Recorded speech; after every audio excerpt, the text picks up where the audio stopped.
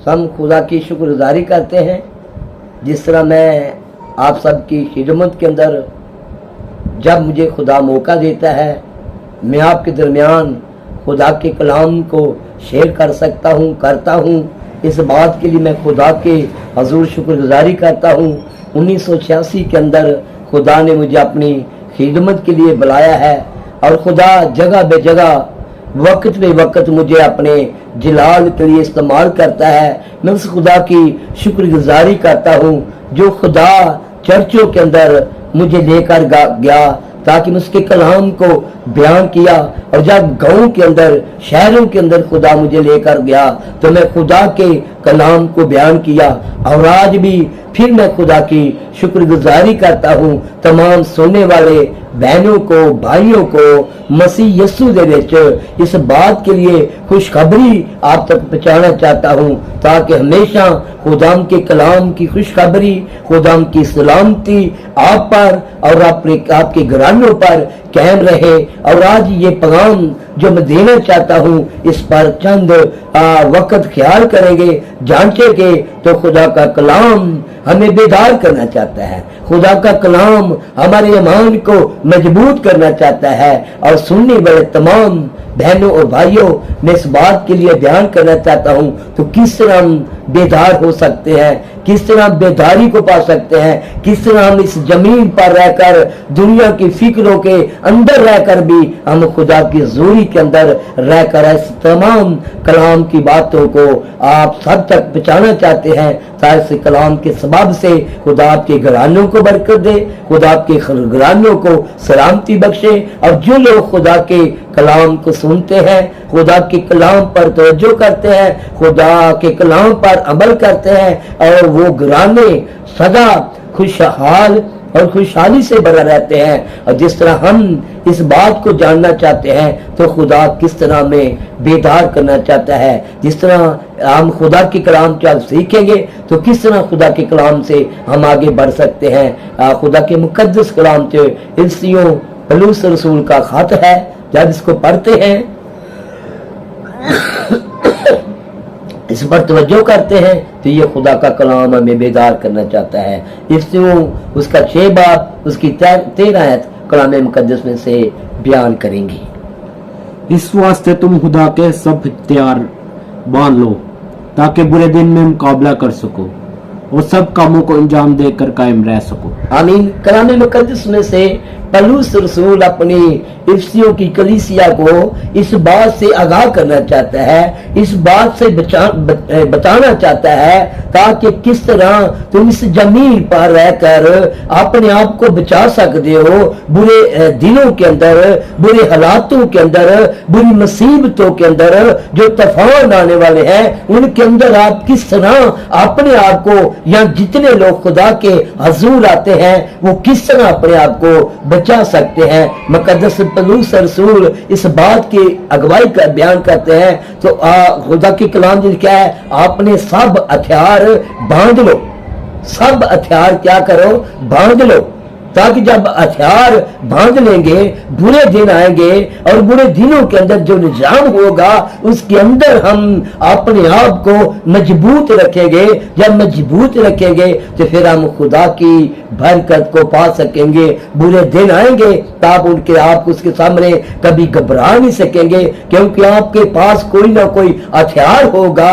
वो हथियार क्या होगा, और खुदा के जोर जब खुदा के कलाम पढ़ते हैं तो खुदा का कलाम हमें इन हथियारों के मतलब बताता है। तो हथियार है क्या, जिस्मानी हथियार नहीं बल्कि ये रूहानी हथियार हैं जिनको अपने अंदर हमने बांधना है, अपने अंदर बेदार होना है, अपने अंदर खुदा के कलाम के अंदर मजबूत होना है, मजबूती से खुदा की हजूरी में आना है।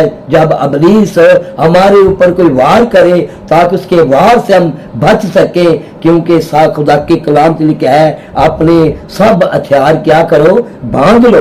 और उन बातों पर कायम रहो जो बातें मैं तुमसे सिखाना चाहता हूँ। आज मुकद्दस पौलुस रसूल इससे की कलीसिया को ये खत लिखते हैं, उनको बेदार करते हैं और उनको कहते हैं दिन बुरे आने वाले हैं, बुरे दिनों के अंदर अपने आप को कायम रख सको। आज भी खुदा का कलाम हमें ये बताता है किस तरह हमने अपने आप के अंदर इस कलाम के सबब से मजबूत रहना है, किस तरह आज के दौर के अंदर भी खुदा के कलाम के अंदर अमान के अंदर ताजगी को पैदा करना है। और कलाम मुकद्दस में लिखा है खुदा के ताबिया रहो, इब्लीस का मुकाबला करो तो वो तुमसे भाग जाएगा। खुदा के सबसे पहले हमें क्या करना है, ताबियादारी के अंदर रहना है, फिर उसके हथियारों को हम बांधना है ताकि दुआ जो ये है ये हमारी सबसे बड़ा हथियार है। जब खुदा के मुकद्दस कलाम को इसकी 6 बाब की 16 भी पढ़ते हैं, इसके अंदर भी खुदा का कलाम हमें मिलता है, क्या बताता है,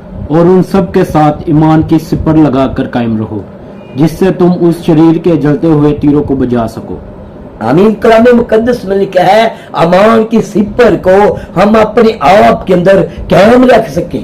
अमान जड़ा है ये हमारे अंदर बुनियाद है, ये खुदा का कलाम अमान हमारे अंदर एक यानी कि चट्टान है। जब आपका अमान खुदा के बेटे यीशु मसीह पर होगा तो आपके लिए कोई तूफान आपको नुकसान नहीं दे सकता, बुरे वक्त भी आए तो आपको कोई नुकसान चीज नहीं दे सकती। और कलाम मुकद्दस लिखा है अमान की सिपर को आपने क्या करना है, कायम रखना है, बांध कर रखना है ताकि खुदा की कलाम की बातों को सीख सके, ताकि उसके जलते हुए तीरों से हम बच सके।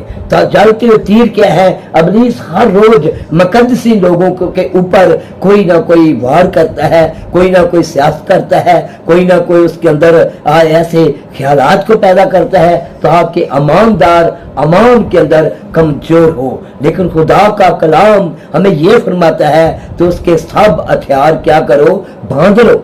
हथियार क्या है, सबसे पहला अमान है जो हमारे अंदर अमान की मजबूती पैदा करता है। तमाम सुनने वाले बहनों और भाइयों, इस अमान की बुनियाद के अंदर हमने मजबूत रहना है, अमान की बुनियाद के अंदर कायम रहना है और खुदा के बेटे यीशु मसीह पर हमने अमान रखना है, क्योंकि वो ही हमारा निजात दिहिंदा है, वो ही सच्चाई को कायम करता है, वो ही सच्चाई हमारे ऊपर कायम होती है तो हम अपने अमान के अंदर मजबूत हो जाते हैं। सबसे बड़ा हथियार ये है तो अपने खुदावंद यीशु मसीह पर अमान लाएं। दूसरा ये हथियार है हम सच्चाई के ऊपर कायम रहें। जब सच्चाई के ऊपर कायम रहेंगे और सच्चाई हमें आजाद करेगी, सच्चाई हमें रिहाई बख्शेगी, सच्चाई हमें आजाद करेगी, क्योंकि खुदा का बेटा यीशु मसीह सच्चाई है। जब उसके कलाम के तरफ निगाह करते हैं तो वो हमें सच्चाई से हमें आजाद करता है। और उस खुदा के मुकद्दस कलाम के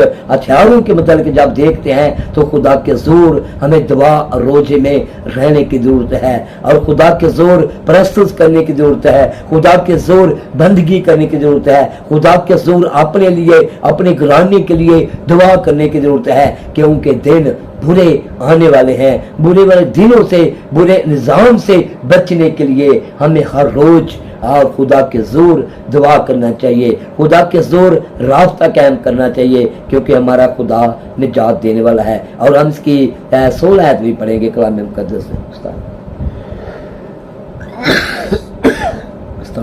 और निजात का खुद और रूह की तलवार जो खुदा का कलाम है ले लो, और हर वक्त और हर तरह से रूह में दुआ और मिन्नत करते रहो, और इसी गर्ज से जागते रहो कि सब मुकद्दसों के वास्ते बिला नागा दुआ किया करो। आमीन। कलाम मुकद्दस रूह की तलवार और खुदा का कलाम जड़ा है, ये मेरे प्यारे भाइयों, प्यारी बेटियों, प्यारे बेटों, ये हमारा एक बड़ा हथियार है।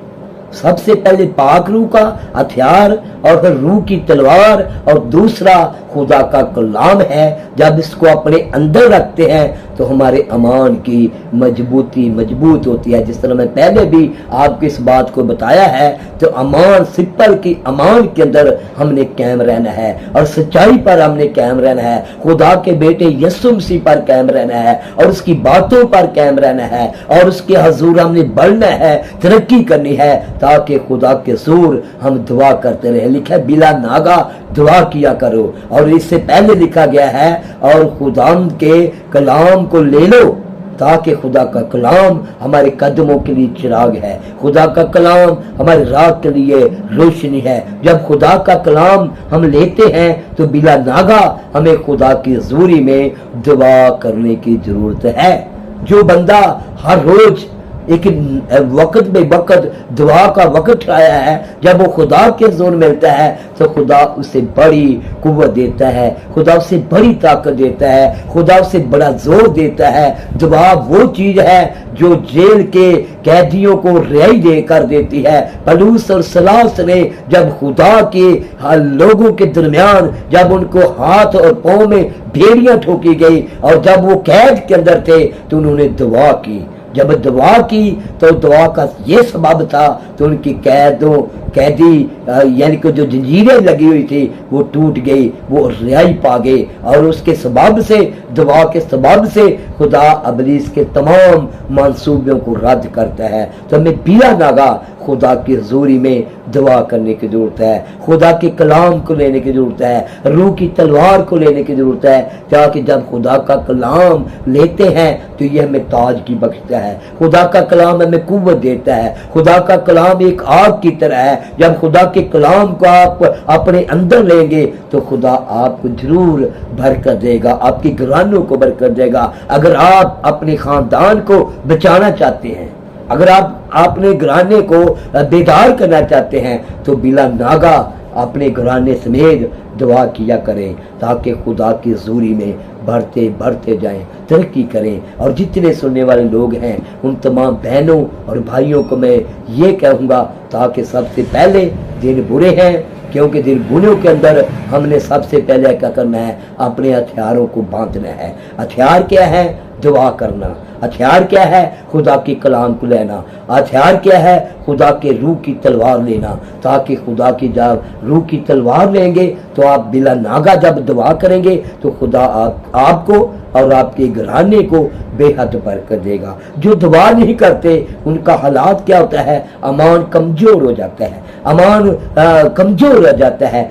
जब कोई ऐसा वक्त आता है तूफानों का, आंधियों का, मुसीबतों का, वो गिर जाते हैं। कलाम मुकद्दस में लिखा है, यीशु मसीह ने खुद भी यूहन्ना की इंजील उसके 14 बाब की पहली आयत के अंदर है, तुम्हारा दिल ना घबराए, तुम मुझ पर और मेरे बाप पर अमान रखो, क्योंकि अमान की बुनियाद खुदा का बेटा यीशु मसीह है। जब उस पर अमान रखते हैं तो हम सब कुछ पा लेते हैं। अमान खुदा के हुजूर आने की सच्चाई को जाहिर करती है। सच्चाई जड़ी है ये बनी इंसान को आज़ाद करती है। आज इस कलाम मुकद्दस में से इसकी 18 आयत भी कलाम मुकद्दस में से पढ़ेंगे। ये हमारे लिए एक बड़ी निजात का प्लान है।